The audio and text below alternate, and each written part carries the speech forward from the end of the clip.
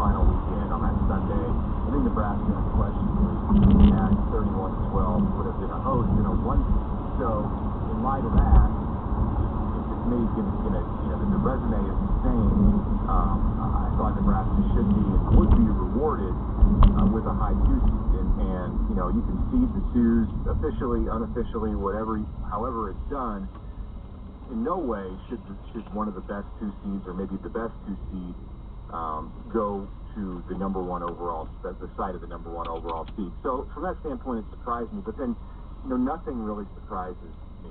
I'll say on when these selection shows come out, no matter the sport, if it's basketball, baseball, we're familiar with volleyball here in Nebraska. Plenty of other sports. It's a crapshoot on the tournament bracket, and they like geographical connections, and Fayetteville was the closest region to Lincoln. They like storylines that have intrigue, and Will Bolt coaching against his college coach has intrigue. So for those reasons, I thought there was definitely a chance that Nebraska, I was watching very closely, very intently, thinking I could possibly see Nebraska's name when that Arkansas bracket was unveiled, but it's not where Nebraska deserved to go with its resume. So, as a coach, what does Will Bolt tell his team about this?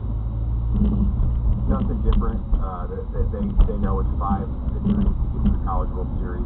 They're not going to talk about that. I mean, Will mentioned that yesterday in chat with the media, but that will not be what he said before they go out on the field Friday and win that game. And if they get a shot at Arkansas, it's the opportunity you're looking for. If you want to prove yourself and play with that chip on your shoulder, you're going to get a great team at some point in this bracket, in the college baseball tournament.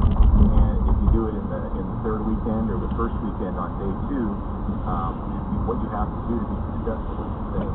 So, unfortunately for Nebraska, it plays Arkansas. It's going to happen at Ball Stadium, which is a huge home field advantage for the Razorbacks, much like Haymarket is in Lincoln.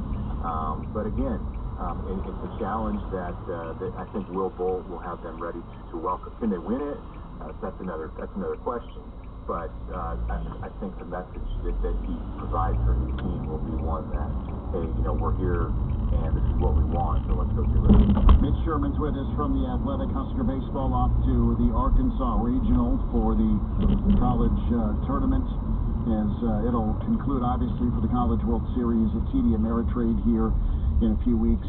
Mitch, just take us back real quick before we say goodbye as to the Big Ten's thought process here on baseball.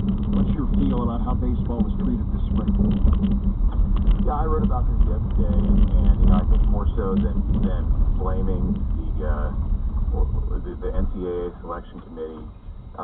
Nebraska State yesterday was determined in larger part by the Big Ten and its decision back in the winter to not play non-conference games. You had the Big Ten and the Ivy League nationally who did not play non-conference games. All the major conferences, mid-major conferences, even the low major conferences were out there playing non-conference games. It's so important to give the selection committee that data point, that ability to look at the intersectional games, the games between teams and conferences. They had nothing for the Big Ten. They all just played each other and beat up on each other. There was no way to compare a Big Ten team to a team from the MAC or from the SEC.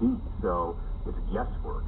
And when every conference has data and the Big Ten does not, and the selection committee sits down this week before the tournament is put on paper and tries to lay this thing out, they're not going to give the Big Ten the benefit of the doubt. And we saw that yesterday. Absolutely, the Big Ten did not get the benefit of the doubt. Now, Michigan and Maryland got more favorable regional draws just in terms of the sites that they were sent to. Again, those were geographically slanted, but the bubble teams in the Big Ten, gone. And just like Nebraska can thank the league for not hosting this weekend, the teams like Indiana and Iowa that had NCAA tournament caliber years and look to their own conference for sitting at home this upcoming weekend. Mitch Sherman with us. Mitch, thanks for your time today. Appreciate you jumping in. All right, thanks.